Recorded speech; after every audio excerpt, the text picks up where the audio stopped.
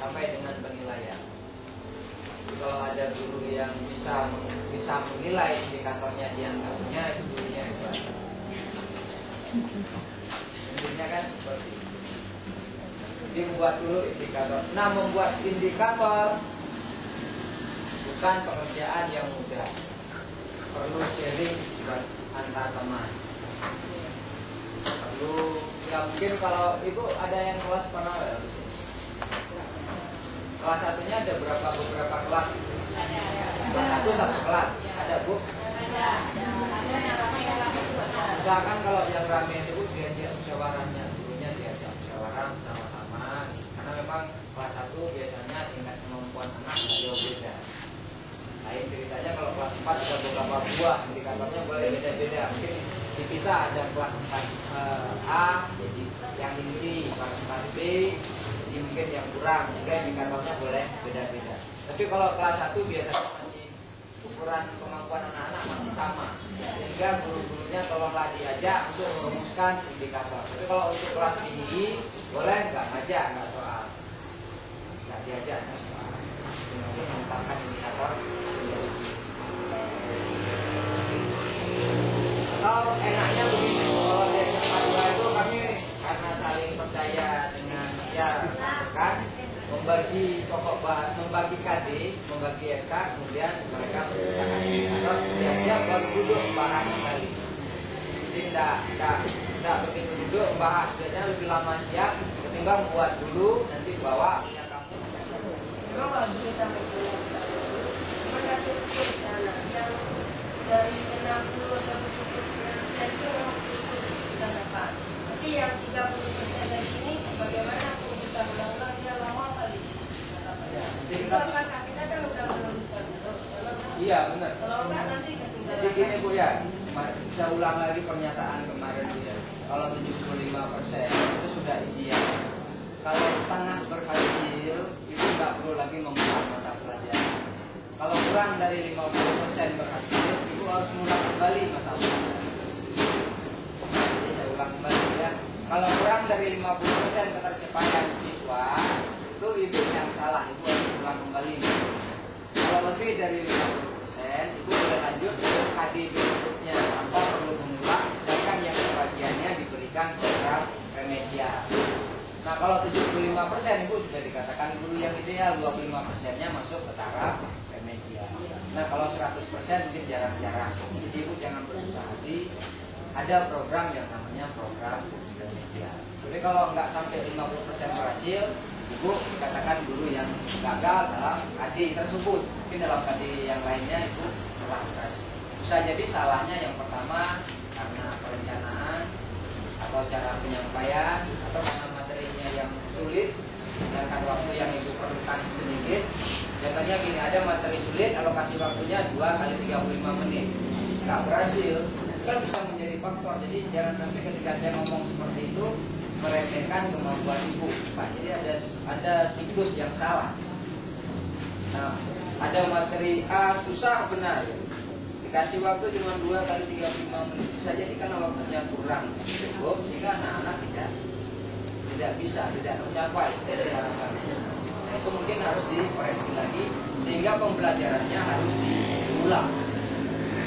Bahkan kemampuan bersikap, berpikir dan bertindak secara Pak Bu bahasa keseluruhan indikator dalam satu KD. Ya, kalau isi semua, sekarang saya jelaskan. Seluruh mata pelajaran efektifnya isi semua.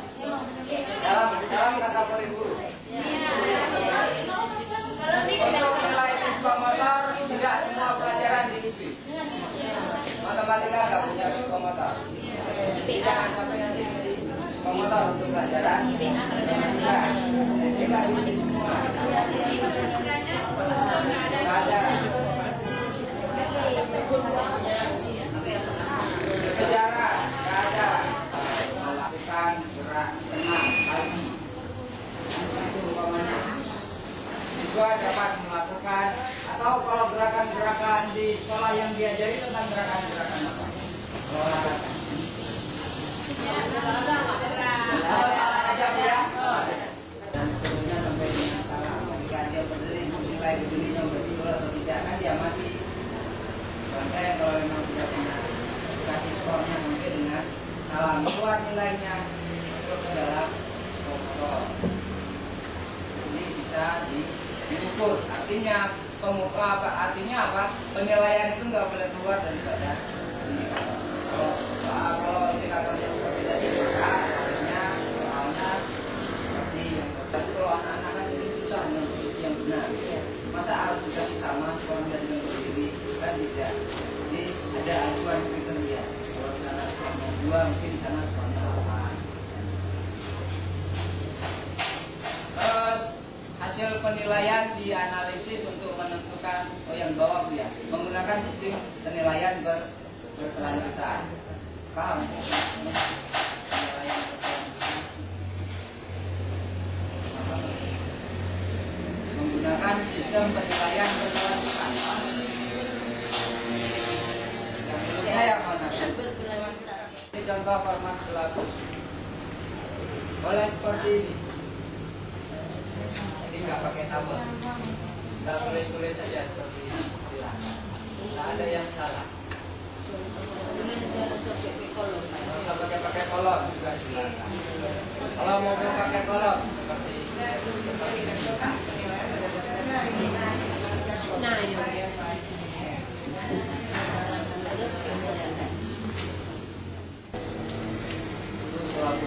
Kalau dipegang tinggal kita. Paham ya? Pengembangan silabus berkelanjutan. Saya kasih bahasa saya, jangan sampai begitu diangkat jadi pegawai, buat satu silabus ketika muncul nanti itu silabus. Jadi kadang-kadang silabus kita itu salah. Tolong tahun berikutnya. Nah kalau ternyata tidak salah, lembar-lembar yang tidak salah itu ingin digunakan kembali silahkan. Yang salahnya diganti.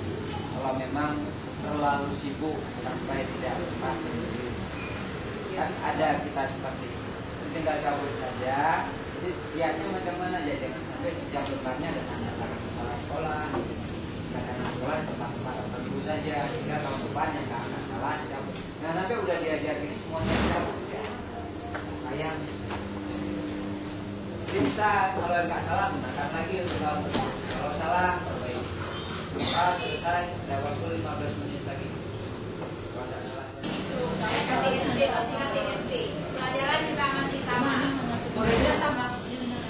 Kalau muridnya sama nggak apa-apa, nggak ganti kita. Kalau muridnya beda-beda kan lain Bu ya. Oh iya. Ya Bu ya.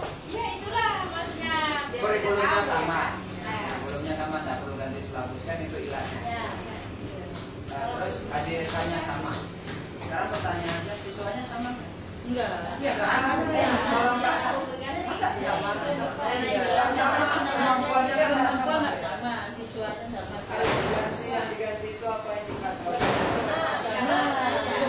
Ganti indikator dengan sendirinya mengganti silabus dan perangkat lainnya. Iya. Supaya ada yang apa yang tidak sama. Iya. Pertanyaan. Ya, benar-benar saya senang seperti ini. Walaupun kita sudah tidak begini, tapi hikmahnya itu ada. Kalau ditanya sama orang besok, itu berdiri di depan udah tahu apa jawabannya. Kan begini, walaupun kita ketahuan kalau begini itu mestinya kalau ada orang yang tanya, itu ketahuan juga seperti saya. Teringat saya atau macam mana karena jawaban saya. Iya.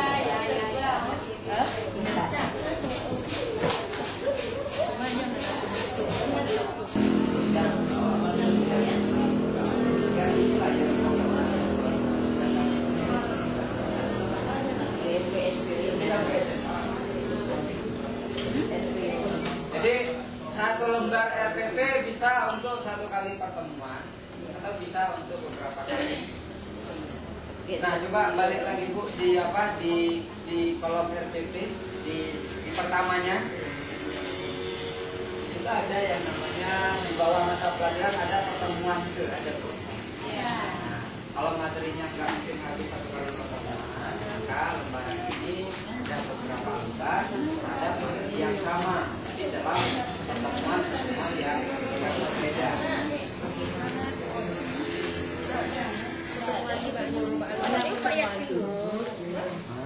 Kalau Kasih waktu ya di rumah. Anak pegang HP. Ini pertemuan 1. jam 30 menit kita satu. Jadi 2 jam 30 menit. Misalnya ini sedikit sisanya kita lanjutkan dengan pelajaran lain atau bahan itu lagi yang kita bahas. Ibu ngajarnya ada waktu 1 kali pertemuan itu 35 menit. 30 menit. 30 menit ya. Nah, 30 menit terus 15 menit udah selesai. Ya, kan sisanya Gimana caranya 15 menit? bisa juga kan 30 menit. Iya. 2 jam sekali pertemuan. Ya, itu 2 kali pertemuan bilangnya Bus. 2 kali pertemuan sekali tatap muka. Di bahasanya beda-beda ya. Ya, jadi kan ada misalnya tadi kan enggak Sekali pertemuan 30 menit. Iya. Kalau kita di Aceh 1 kali tatap muka 1 jam. Sekarang Ibu coba katakan. Materi yang ini tadi kan sedikit waktunya. Kira-kira berapa waktunya? Ini ada 60 menit, yang terpakai 40 menit. Sisanya kan ada 20 menit lagi.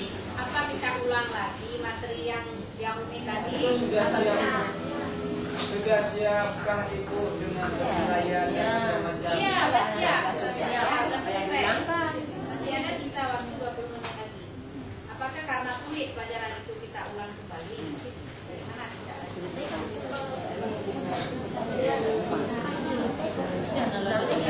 sudah terjadi apa? Enggak, maksud Ibu saya ini kan ada waktu 40 menit kerjaannya sudah siap.